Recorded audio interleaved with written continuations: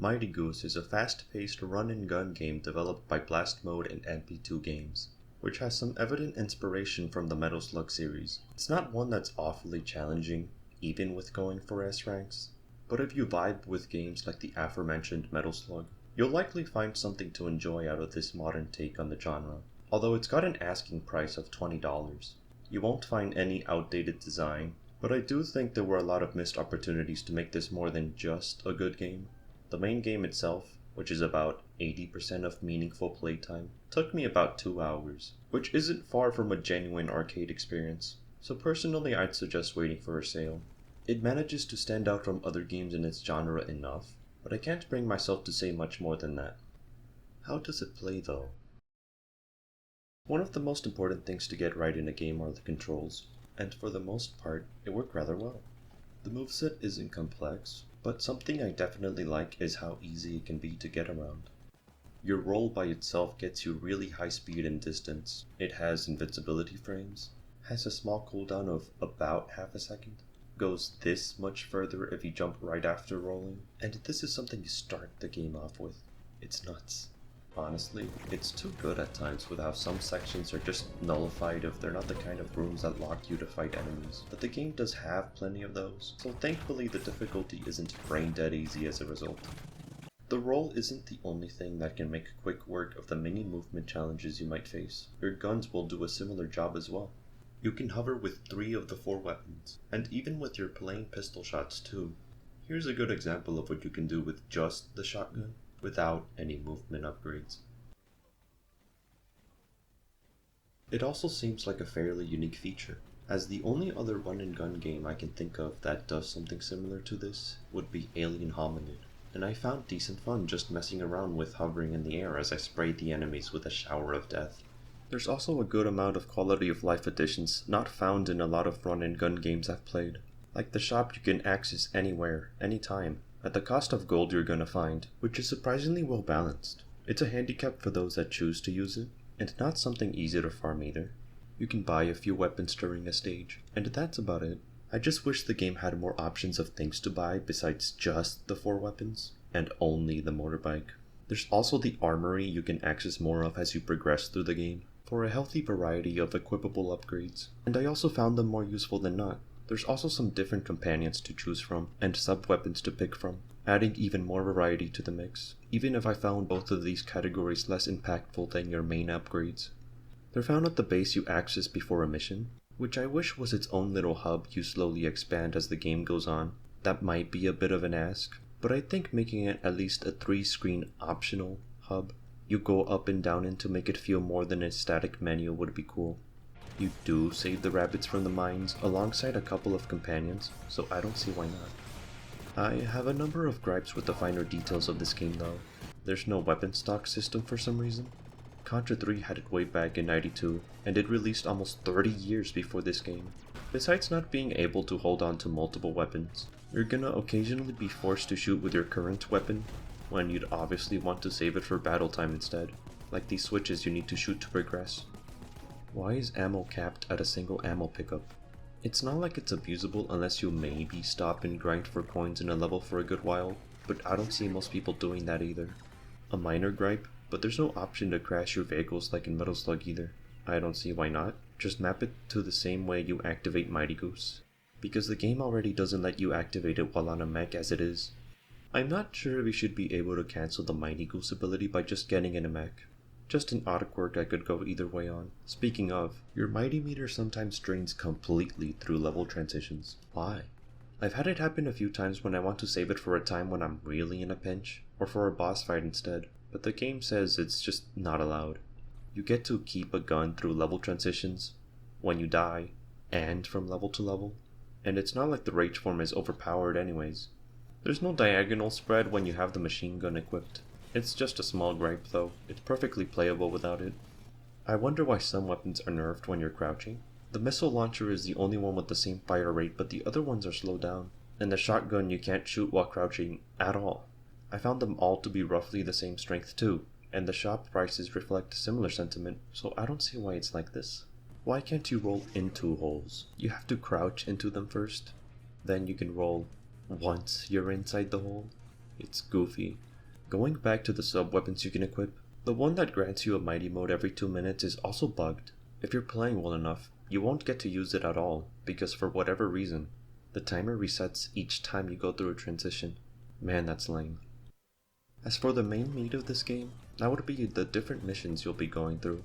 I'm a bit conflicted on them, because I can't say there's anything remotely impressive here to sink your teeth into. I don't think this game has any completely unique ideas, besides the switches you have to constantly shoot in one stage to progress that I don't see in too many other games, so that's fairly unique. There's a plane section, the tank sections, other kinds of vehicle sections, etc. I suppose a bit of credit is due with how the game doesn't stick with the same enemy pool for too long. Levels end up introducing new ones before the regular troops start to wear out the welcome for the most part. It feels standard in the best and worst ways. You won't deal with anything you'll need time to adjust to, but I doubt most people will be surprised with what this game has to offer in terms of set pieces or level gimmicks. The same thing can be said for the pacing. It's about as average. Why not add a short, quick dodging missile section for the airplane part of the final stage? Or have a section introducing the mech with a ledge you can only reach by air dashing after a dash jump? Or other kinds of places that really push you to use your mobility to its limits. Stuff like that. While a lot of the level design works, and the enemy pool isn't lacking per se, I struggle to remember much of what I went through, because little of it stuck with me. As this game's attempt to wring out more playtime out of the existing assets, you eventually get to play through the main campaign in a harder difficulty, with the promise of something good once you do it. I'm gonna be honest, this is way too boring. All the game really does is give you more enemies to deal with, and that's it. Nothing else. I guess the boss from the arena pops in as a regular enemy once per stage. He dies just as fast as everyone else though. It ended up being a bit of a slog to get through, to say the least. Hell, I wonder how many people have done the harder campaign and how well they did, because in my run I got every single S rank in the parallel universe on my first try. The game does not do nearly enough to account for your learned skill at this point. Why not have me deal with 3 health instead of 4? Give me less ammo for weapons, and to take away my companions. Or make other changes not related to gameplay, like making all the dialogue worded differently for that attention to detail. It really doesn't help the game that the dialogue and the cutscenes are the same, because that just means it's dialogue and cutscenes you have to mash through. There's so much more that could have been done here, even for something as simple as another romp through the main game by tweaking a few more values. But the game falls really short of making it interesting. Bosses have no new attacks or anything else changed either. If there were literally any other changes than just the enemy count and the returning boss as a regular enemy, I did not notice them.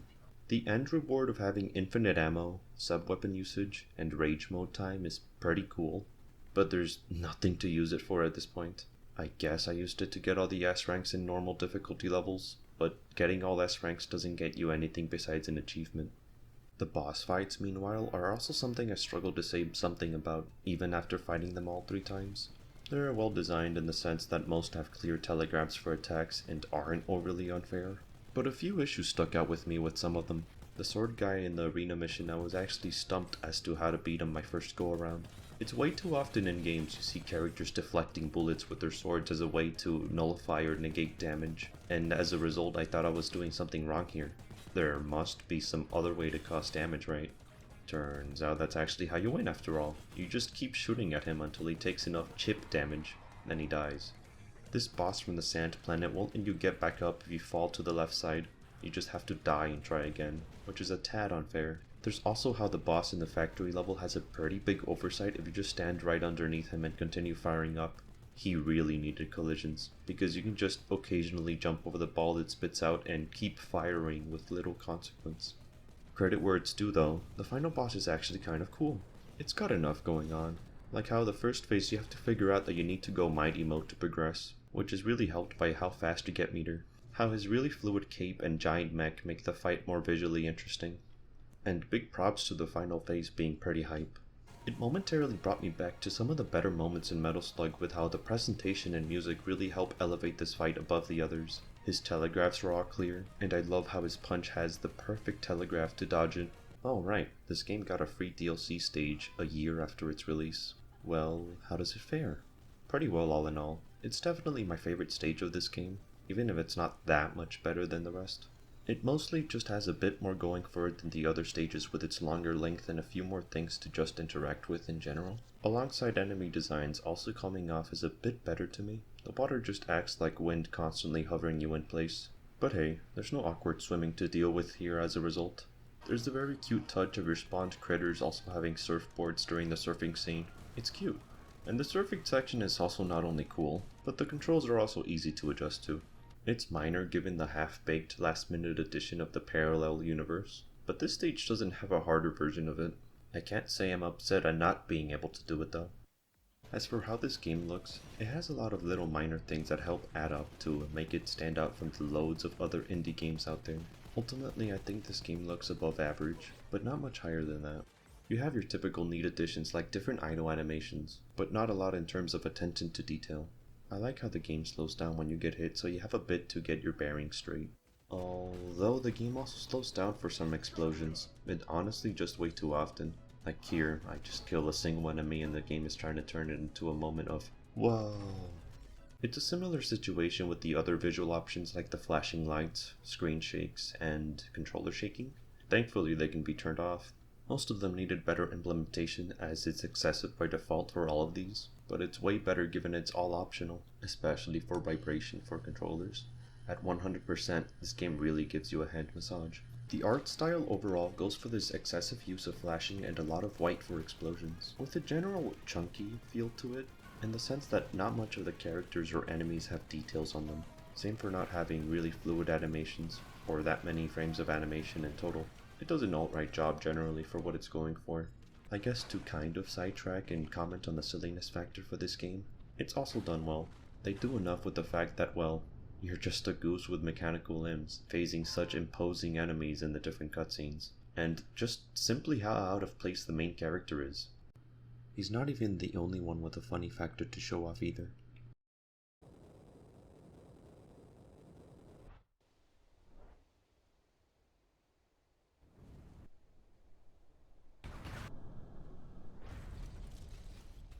Mission start! I generally like the music put in here by the same composer behind Mega Man X Corrupted, as the usually blood-pumping, high BPM, aggressive music not only fits rather well to this game, but it's also right up my alley. It features synth rock and funky jazz and fusion progressions for most of its music, and much of it is based off of an existing piece to make it more appropriate for the upcoming game moments. There's this music piece and how chill and relaxed it is, swingy with its rhythm. It's not too long, but it's just music for a menu after all.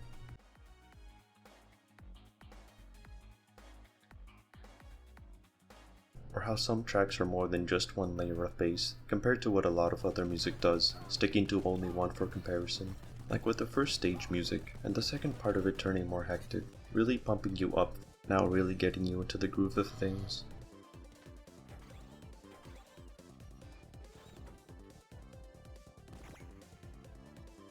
Most of the music does a good job setting the mood for the places it's put in, and sometimes really elevates what's going on higher than the visuals and gameplay could have hoped to ever do alone. The Convoy track is one of my favorites. It's so adrenaline pumping with that dash of coolness. They took the song from earlier and cranked it up to 11, accompanying it with more modern instruments with a few more solos added in.